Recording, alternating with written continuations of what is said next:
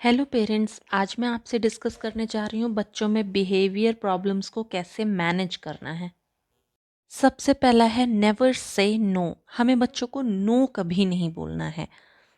हमें उनसे ऐसी बातें बोलनी है जिससे हमारी बात भी हो जाए और हमें उन्हें ना भी ना कहना पड़े। जैसे वो क्लाइंबिंग कर रहे हैं तो हम ये नहीं बोलेंगे ऊपर मत चढ़ो, हम बोलेंगे नीचे उतर आओ। जैसे वो डोर ओपन कर रहे हैं और हमें बोलना है डोर मत ओपन करो, तो इसकी जगह हम बोलेंगे डोर बंद कर दो। नो बच्चे जल्दी नहीं समझते, इसलिए हमें उसका पॉजिटिव और सिंपल कमांड ढूंढ के उनको वो कमांड देनी होगी जो बच्चे आसानी से समझें और फॉलो करें।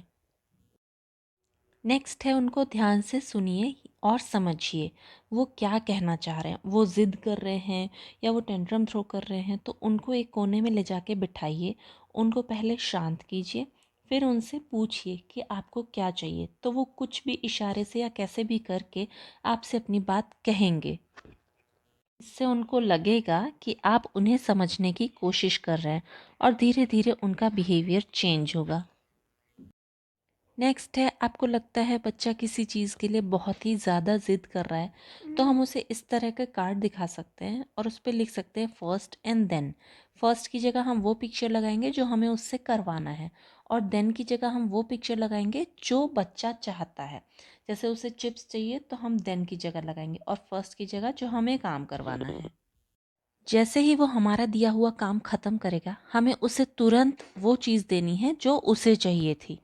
इससे क्या होगा, धीरे धीरे बच्चे को समझ में आएगा कि मैं अगर इनकी बात मानूंगा तो मुझे वो चीज़ मिलेगी जो मैं चाहता हूँ।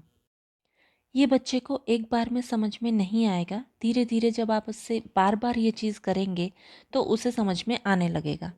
नेक्स्ट है, मान लीजिए बच्चे के हाथ में उसका कोई फेवरेट टॉय या कोई फेवरेट चीज़ है और आपको उससे वो चीज़ लेनी है, तो हम उससे कभी भी तुरंत नहीं लेंगे। इससे बच्चे को तुरंत ये तो समझ में नहीं आएगा मुझसे चीज़ ले ली गई है, उसको लगेगा मुझसे छीना गया है या मुझे देना नहीं चाहते।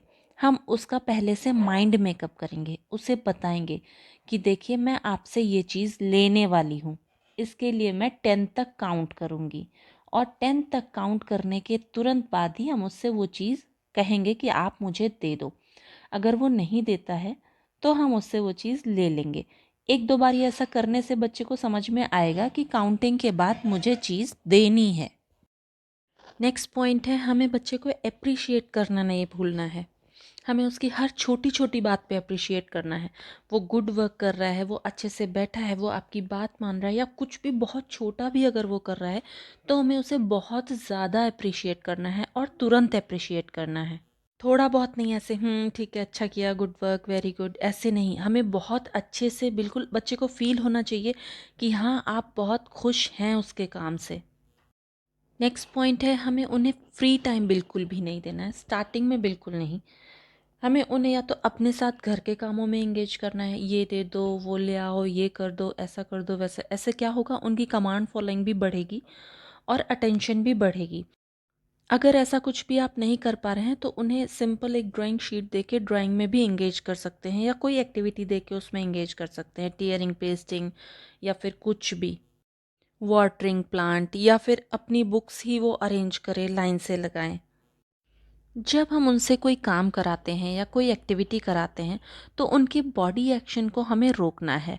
उनके दोनों हाथ को टेबल पे रख के उनकी अटेंशन को उस एक्टिविटी में लगाना है, क्योंकि अगर एक्टिविटी के टाइम वो अपनी बॉडी मूव करते रहेंगे तो उनकी सारी अटेंशन उनकी इधर उधर की एक्टिविटीज़ में ही रहेगी, और जो आप काम करा रहे हैं वो उसमें अटेंशन नहीं दे पाएंगे और कुछ सीख भी नहीं पाएंगे।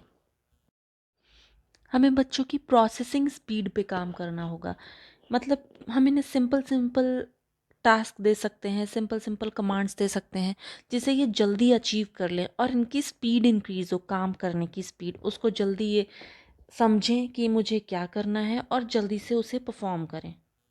इसके लिए हमें उन्हें केवल सिंपल टास्क देने होंगे स्टार्टिंग में।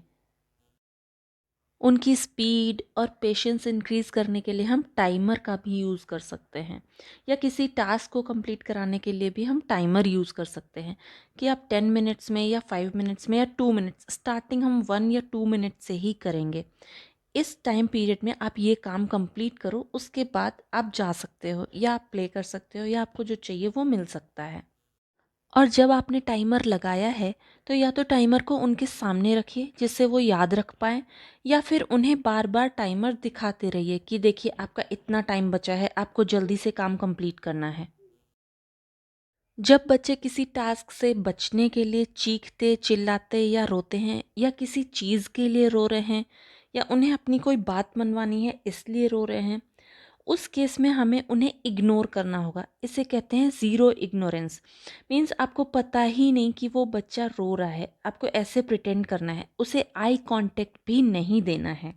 क्योंकि आप कुछ भी करेंगे या कुछ शब्द बोलेंगे या कुछ आई कांटेक्ट देंगे या कुछ भी एक्शन करेंगे, बच्चा समझ जाएगा कि आप उसको देख रहे हैं या आपको पता है कि वो रो रहा है, चीख रहा है।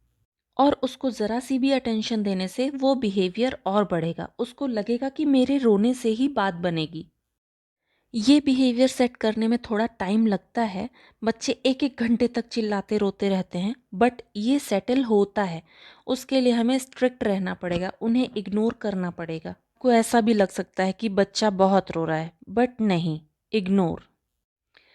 रीडायरेक्शन मतलब अगर वो टास्क से भटक गए हैं या उठ के चले गए हैं या उनका ध्यान कहीं और है, तो उनको हमें रीडायरेक्ट करना है। वो या तो उनको टच करके, या उनका जो रीइंफोर्समेंट है वो उनको दिखा के, या फिर उनसे बात करके, जिस भी टॉपिक पे जो भी हम काम कर रहे हैं उसके बारे में डिस्कस करके हमें उन्हें वापस से उस काम को करने के लिए लेके आना है। बच्चों से ऐसी चीज़ें कभी भी प्रॉमिस नहीं करनी है जो आप उनके लिए नहीं कर सकते या आप उन्हें नहीं दे सकते। जैसे आपने बच्चे से कहा, आप ये काम ख़त्म करो, मैं आपको टॉफ़ी दूंगी, बट आपके पास टॉफ़ी नहीं है। आपने काम करवाने के लिए उस टाइम उसे प्रॉमिस कर दिया, बट काम करने के बाद अगर उसे टॉफ़ी नहीं मिली, तो इस बार तो आपने अपना काम करा लिया, बट नेक्स्ट टाइम के लिए आपने अपना ट्रस्ट खो दिया है। या फिर उसको उसी टास्क के बाद आपने टॉफ़ी नहीं दी और उसे याद है कि आपने प्रॉमिस किया था, तो उसका एक बिहेवियर डेवलप हो जाएगा टेंट्रम का। वो रोएगा, चीखेगा, चिल्लाएगा टॉफ़ी के लिए, क्योंकि वो प्रॉमिस आपने उससे किया था। बच्चों के लिए फ़िज़िकल एक्टिविटीज़ बहुत ज़रूरी हैं, उनकी हाइपर एक्टिविटी को कंट्रोल करने के लिए, उनको सेटल डाउन करने के लिए। तो उसके लिए हम थोड़ी-थोड़ी देर पे उनसे खुद ही बोल सकते हैं, आप रनिंग करो, आप जंपिंग करो, बच्चा खुद ही कर लेगा, उसमें कुछ नहीं, बस आपको कमांड देनी है। या फिर काउंटिंग करनी है स्टार्टिंग में, धीरे-धीरे बच्चा समझ जाएगा तो वो अपने आप ही काउंट करके कर सकता है। या फिर आप एक बड़ा टायर रख सकते हैं, बच्चे को बोल सकते हैं इसको पुश करके वहाँ तक लेके जाओ या पुल करके वापस लेके आओ। जब आप इन पॉइंट्स को रेगुलरली फॉलो करेंगे और अपने रूटीन में लेके आएंगे तो बच्चा धीरे धीरे आपको समझने लगेगा। और जैसे जैसे इन पॉइंट्स के लिए बच्चे की अंडरस्टैंडिंग बढ़ेगी, उसके बिहेवियर्स अपने आप कम होने लगेंगे। बच्चे के बिहेवियर को चेंज करने के लिए थोड़े बिहेवियर्स आपको अपने भी चेंज करने पड़ेंगे। उम्मीद करती हूँ आपको ये वीडियो अच्छा लगा होगा और कुछ ना कुछ सीखने को ज़रूर मिला होगा। Thank you so much for watching.